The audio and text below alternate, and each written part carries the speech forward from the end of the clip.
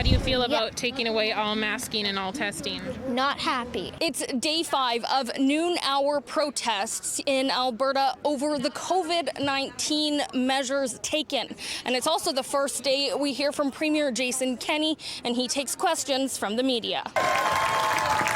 This crowd protesting Alberta's plan to ditch most COVID-19 testing and legal requirements to quarantine is here for kids like Alexis Clark, too young for the vaccine and immunocompromised. After over a year of homeschooling, she was looking forward to in-person learning. Being with my friends. So literally within days of them getting their new backpacks and their school supplies, that's when we heard this news that they're removing all protections. Yes, I understand the concern, and no, it's not a direction I asked her to pursue. 6 days after Dr. Hinshaw made the announcement, the Premier saying it was her decision, relaying that it is based on science. As for kids, We have not recorded a single COVID-related death for any Albertan under the age of 20.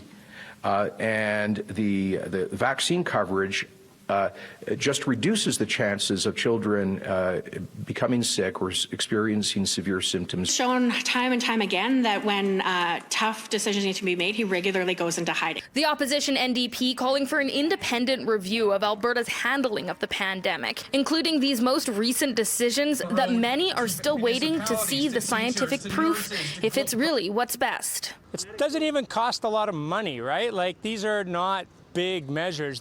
The expense of filling our hospitals full of young people with preventable illness is much higher than the cost of doing good public health. Prevention always supersedes. Calgary ER doctor who started this protest movement was in Edmonton Tuesday, ready to keep the protest going until at least August 16th, when these changes come into effect. To put himself in the shoes of parents with vulnerable children, because it's not just about deaths. We're a family with her disease. She has never had to be hospitalized overnight, so she wouldn't be a hospitalization statistic, but we have spent hours upon hours out of school in specialist office, and her life has been turned upside down.